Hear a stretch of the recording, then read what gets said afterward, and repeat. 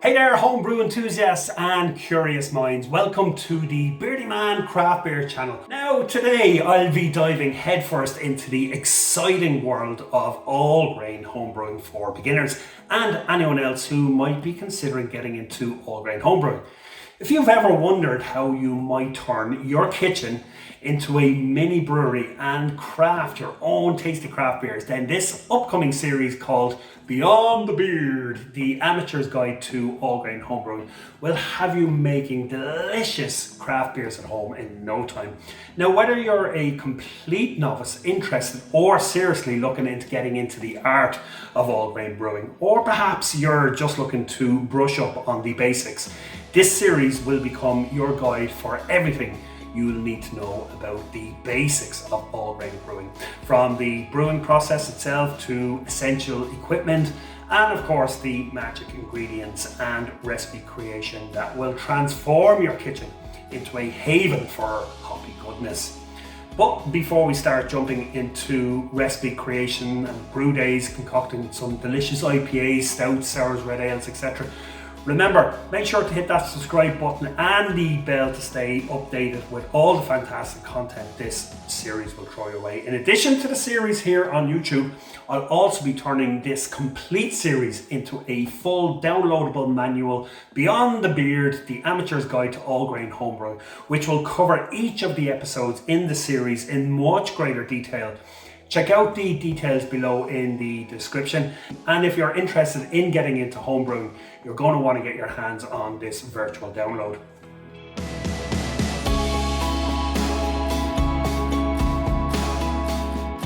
Now, over the coming episodes within the series, we'll explore all you need to know about getting started with all-grain homebrewing. From basic equipment, ingredients, recipe creation, the brewing process, from crushing your grains, all the way to bottling or kegging your beer. Those of you who are serious about this awesome hobby, you'll want to earmark this series and stick with me, because these episodes, they won't be your run-of-the-mill 101 videos which attempt to explain everything in about 10 or 20 minutes. No.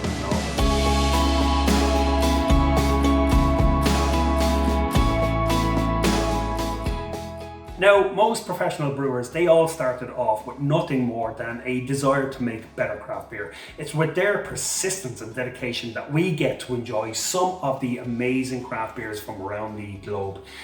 It's with your patience, persistence, and dedication that will give you the creative power to make amazing beer at home.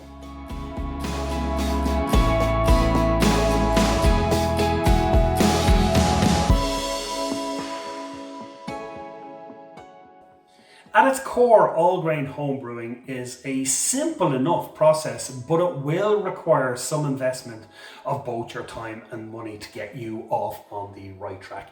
Now, if we put equipment costs aside for a moment, brewing a clone of one of your favourite craft beers might not be as difficult as you think, and will cost you a fraction of the off-license or liquor store price. And best of all, to tell your friends, yep, I made that, is just priceless.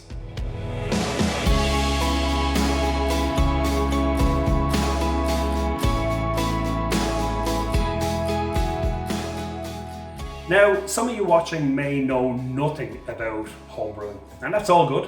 While some of you already might be experimenting with those, what do you call them, extract homebrew kits, which are a great way of starting off. So just to explain, these kits are the ones where you add a can of syrup to hot water and a packet of dried yeast, and you're almost done. Look, I've been there with these kits, and in fairness, the results, they can be fine. They can be a great way to start off, but after a while you feel a certain absence with these kits. You lack creativity. It's at this junction that most homebrew enthusiasts migrate to the all-grain method, the holy grail of homebrewing. And it's at that point where you can call yourself a real homebrewer. All-grain puts you in full control of the process. It's an art form within itself. It's not difficult, but it will take patience, guidance, research, and it will take investment. But I promise you guys, whatever it does take, it will be worth it.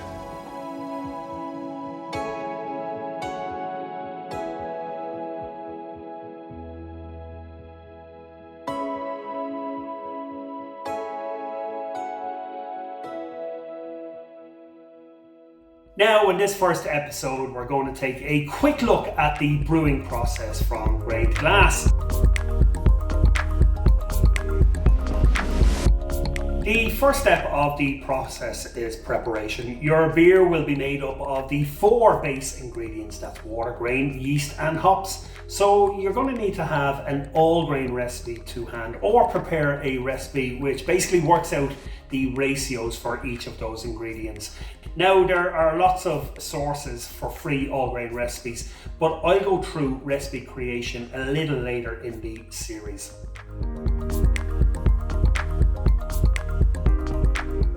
Most homebrew supply stores, they can pre-mill your grain if needed when ordering. Milling and crushing grains are fundamental steps in the homebrewing process, serving as the crucial foundation for extracting flavors, aromas and fermentable sugars from those grains. Milling, often done using a grain mill, involves cracking the outer husk of the grains without pulverizing the inner kernel. Now, this meticulous process is essential for exposing the starchy center, making it accessible during the mash. Properly crushed grains not only contribute to efficient starch conversion, but also enhance the extraction of desired compounds, ensuring a rich and nuanced flavor profile in your finished beer.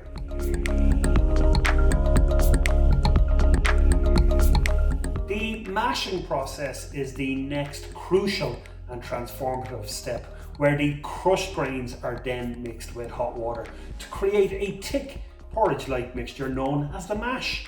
The marriage of grains and water activates enzymes naturally present in the malt, initiating the breakdown of complex sugars into simpler sugars.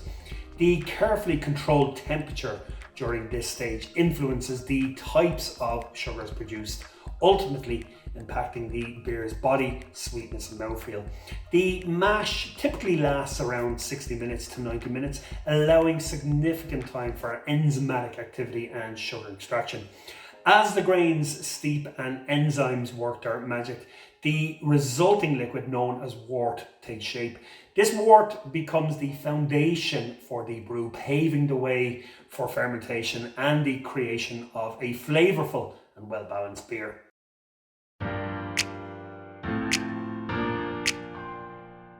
After the mashing process, the sparge step is a pivotal stage in brewing that involves rinsing the mashed grains to extract any remaining sugars and flavours.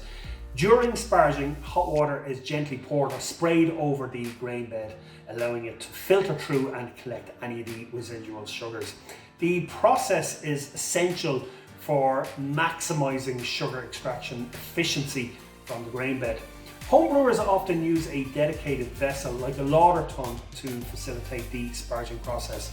Careful attention is paid to maintaining an optimal water temperature and ensuring a gradual flow to avoid compacting the grain bed, allowing for a thorough and efficient rinse. The collected wort is then combined with the initial runnings from the mash, creating a complete and sugar-rich liquid that serves as the foundation for the subsequent boil and fermentation stages in the brewing journey.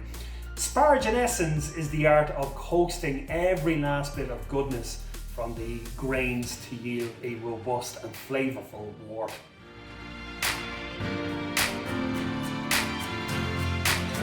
The boil stage is where the wort extracted during the mash and sparge is brought to a rolling boil.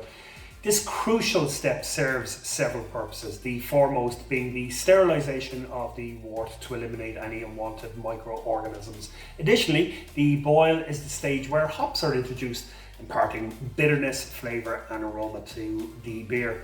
The precise timing and addition of hops contribute to the beer's characteristic profile, balancing sweetness from the malt with bitterness from the hops. As the wort boils, it undergoes concentration, reducing volume and intensifying those flavours.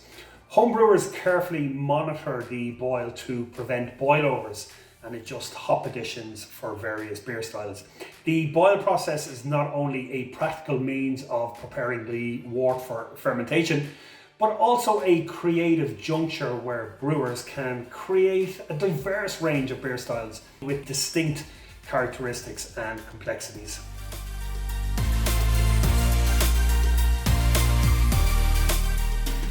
The hop stand, if required, also known as a whirlpool, is a technique employed in brewing post-boil that enhances a beer's hop flavour and aroma. So instead of adding hops directly during the boil, brewers introduce them to the hot wort after flame out, creating a stand or a whirlpool effect. This step typically occurs before we transfer the wort over to our fermentation vessel. During the hop stand, the residual heat facilitates the extraction of essential oils and volatile compounds from the hops, contributing to a more pronounced hop character without the added bitterness that prolonged boiling can impart. This process also allows brewers to showcase the aromatic qualities of hops, leading to a beer with a vibrant and complex bouquet. The hop stand is a versatile tool in the brewer's kit, offering the flexibility to experiment with different hop varieties and customize the final sensory profile of the beer.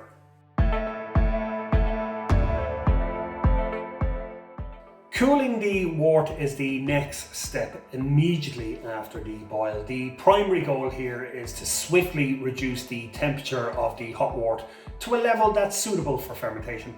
Homebrewers, like myself, typically use a wort chiller, a plate, a coil immersed in the wort combined with cold water circulation to expedite the cooling process. It's important to note that rapid cooling not only prevents the formation of undesirable off flavors, but it also promotes the precipitation of proteins and other compounds that can affect the beer's clarity. Achieving an optimal temperature for yeast fermentation is absolutely essential for a healthy and vigorous fermentation process, ensuring the production of a clean and well-balanced beer. The efficiency and precision of wort cooling contributes significantly to the overall quality of the final brew, making it a crucial step in the journey from kettle to keg. So after the wort has been cooled, it's time to move the wort to a sanitized fermentation vessel. This transfer not only separates the beer from any residual trub and hop debris, but also provides the yeast with an optimal environment for fermentation. Homebrewers need to handle this step carefully to minimize oxygen exposure, which can adversely affect the beer's flavor and stability. Whether using a siphon or a spigot, the transfer is a delicate dance to ensure a smooth transition of the wort. Pitching yeast is a pivotal moment in the brewing process, making the introduction of yeast cells to cooled wort ready to kickstart the fermentation journey. The step is akin to adding the engine to the beer making machine. The selected yeast strain, whether it be ale or lager yeast, is responsible for converting the sugar in the wort into alcohol and carbon dioxide, transforming it then into beer. Homebrewers carefully hydrate and activate the yeast before pitching, ensuring a robust and healthy fermentation. The yeast's activity not only produces alcohol, but it also imparts unique flavors and aromas to the beer. Pitching yeast is a crucial decision in crafting the final character of the beer, and the yeast's performance during fermentation plays a significant role in determining the beer's taste, aroma and mouthfeel. It's the moment when the magic truly begins, turning sweet wort into that delightful liquid we know as beer.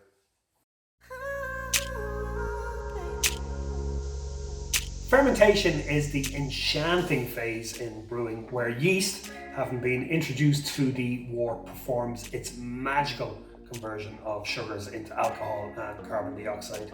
This transformative process typically takes place in a fermentation vessel, where the yeast cells will feast on the sugars that were extracted from the mash earlier on. As fermentation progresses, the bubbling airlock becomes a symphony of activity, which signal the creation of beer. The temperature during this stage is crucial as it profoundly influences the beer's behaviour and the final flavour profile of the brew. While visible fermentation might subside after the initial vigorous phase, the yeast continues refining the beer's taste and aroma. The fermentation stage is a dynamic ballet between science and art, where the tiny yeast organisms play the starring role in shaping the liquid into a fully fledged, flavourful beer.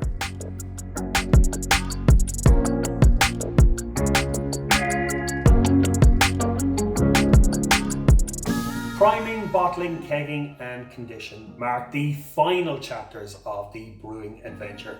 After fermentation, brewers face that critical decision of how to carbonate their beer. Priming involves adding a small amount of fermentable sugar to the beer before bottling or kegging.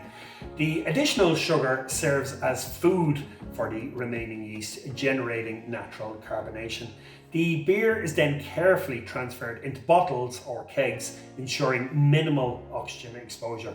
Bottlers will crown their creations with caps, while keggers will pressurize their vessels. The conditioned beer undergoes a secondary fermentation, carbonating the brew to perfection. Both bottled and keg beers require a period of conditioning during which flavours meld and carbonation reaches optimal levels. Patience is key during this waiting game as the beer matures and develops its final character. So whether savoured from a bottle or drawn from a keg, this concluding stage brings the homebrew journey full circle, delivering a well-crafted and carbonated liquid ready to be enjoyed. Cheers to the culmination of craftsmanship. And there you have it, guys, a quick look at the brewing process. Now, for anyone who's completely new to All-Grain, you're a novice and you're thinking, Jesus, some of that went over my head. Fear not, because in the upcoming episodes, I will be going into more detail over each part of that process. We have a process, and where we have a process, we also need a system. We have two systems. We have what's called a RIMS system, and we've what's called a HERMs system. They are very similar.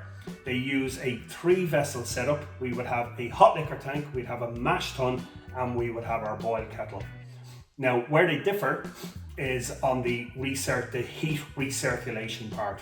Okay, so I've put together a quick infographic to show you how each of these systems work. And then in the next episode, we will go into all the detail around the equipment, basic level, intermediate level, advanced level, and budgets and everything else. But for now, here's an explanation on the systems used. Hot liquor tank, or HLT.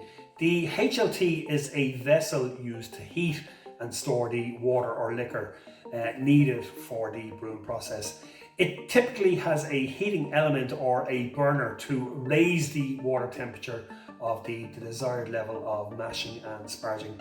The HLT supplies hot water to the rim system to control the temperature during the mashing process. A mash tun is where the malted grains are mixed with the hot water to initiate the mashing process. During mashing, enzymes break down starches in the grains into fermentable sugars. In a rim system, a recirculating pump is used to continuously circulate the liquid or wort from the mash tun through a heat exchanger, usually a tube containing a heating element.